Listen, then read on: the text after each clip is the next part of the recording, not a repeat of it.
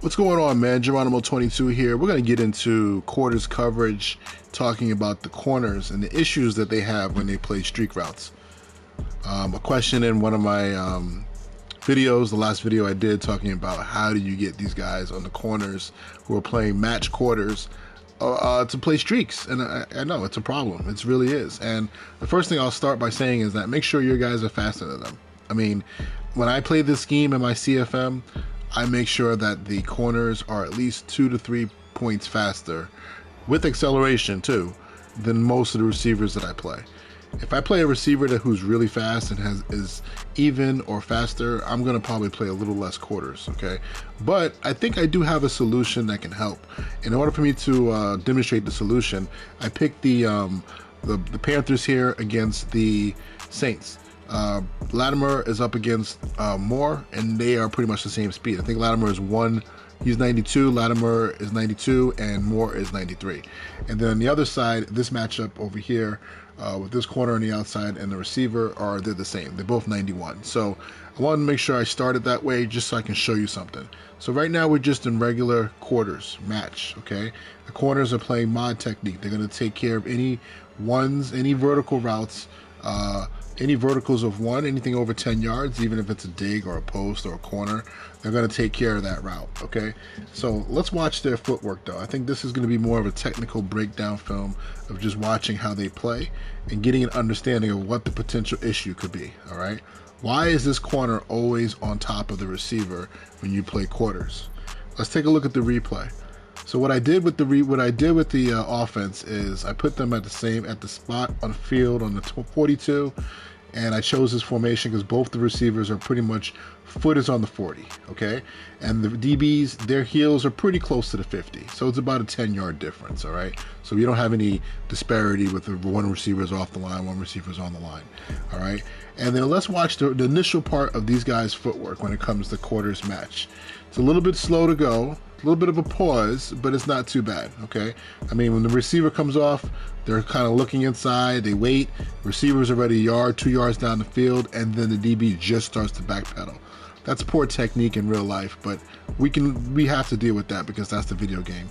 Now, as we get into this man turn here, you teach corners in real life to turn according to your hip, okay? The space between you and the receiver.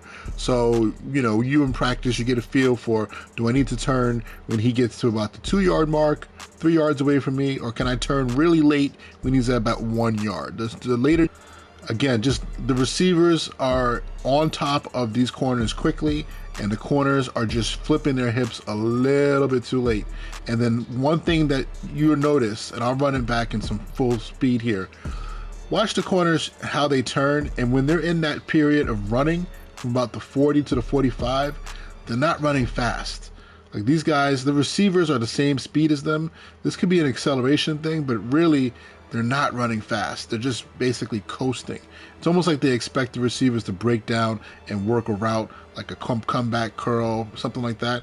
And if you notice, you play quarters coverage on the outside, these corners do a real nice job of taking care of intermediate routes, but they do a poor job on the real deep routes, okay?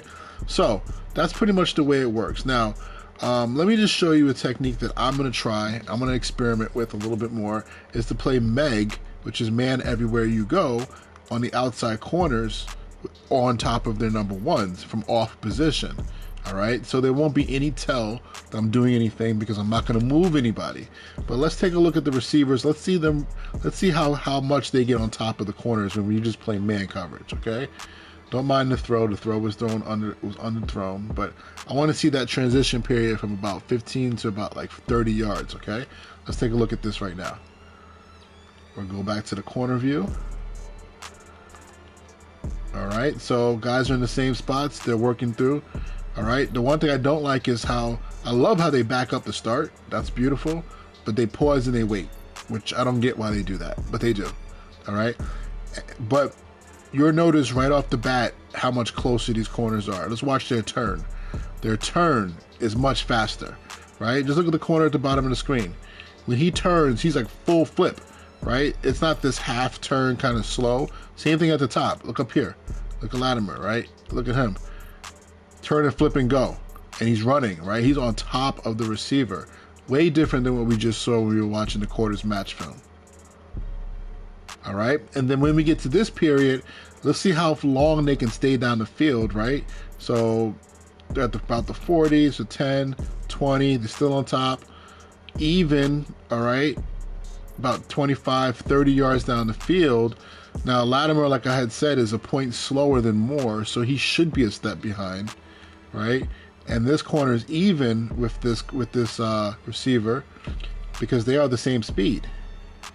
All right, so again, going back to my initial statement when I started the video, if you play this style of defense, you want to have fast corners. If you want to play like how I do, I play mostly off right now. Make sure your corners are fast. Size doesn't matter. So go get the 5'10" corner, right? Who can play, who can run like hell, and let them play outside, all right? Because I think that's what you're looking for if you're trying to stop some of the routes that people think can beat quarters coverage. So that's one tip, is playing man. Now, you could, let's say you say Geronimo 22, I really don't like playing man out there. It's not my thing. It feels a little bastardized, even though it's really not. I mean, especially versus a formation like this, right? Well, let's just say you want to stay in quarters, okay? But yet you want to back the guys up, okay? You can back up your corners, and let's see how they play. Now, they're not going to get that great turn, and they're going to probably play slow through the intermediate area, but at least they're playing a little bit more depth to start. Let's see if it makes a difference. Didn't make a difference over there on that side, right? So, again, testing this out, I don't think this is going to be the best answer to play off and stay in quarters, because I know for a fact now when you move the corners off, or inside or outside shade, if you're playing man, they kind of turn their body in towards the quarterback. I don't like that, because their first step is to come square. They're actually stepping forward. I'd rather him drop the outside foot, but he steps forward. Pause, so he's waiting, okay? Not great. Then he pedals, and the turn is really no different than what we saw in that first video, right? Look, the turn is slow. It's not horrible. They're kind of almost in the same position, but it's not as good. And I guess if you really, really want the best answer, so I think number one, putting those guys in man, or what I say M.E.G, but playing it from off is the best way. If you want to try to play it from off man coverage, you're probably still going to get the same issue with the footwork. But let's see what happens from them playing a yard off more. Is that going to make a huge difference? All right. Again, a poor throw. We're not watching the throw here. We're just watching the one-on-one. Can the DB stay on top of these receivers? Let's see. Again, they step to square. Don't like that. Pedal. But again, if you could just see it with your eyes, look at the Adobo at the bottom. Boom. That turn is so much faster. He's going, right? And he stays on top of his receiver the whole time. So that's probably the first time I've seen that, right? Same speed, but he has a step on his receiver. Up top, I would expect that Latimer, who's a step slower, who's a point slower, it's probably going to be even with Moore the whole time. And he is. All right? So, in conclusion, just from testing this out with you guys today, I'm really feeling playing M.E.G coverage, which means man everywhere he goes. So basically man up number one, right? And play it from depth if you really are worried.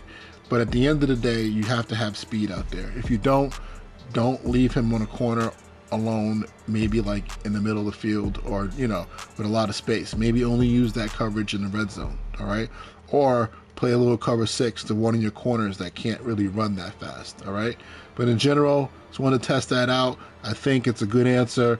It's a sim answer. It's not like I'm going to tell them to put, I'm not going to tell you guys to put your corners in deep thirds or anything funky, deep halves. No, that's just going against the design of the defense. And at some point you will get burned doing that. So that's today's video. If you have any questions, comments, concerns, hit me up. Keep the dialogue going. You know I like that. And I'll talk to you later, man. Peace.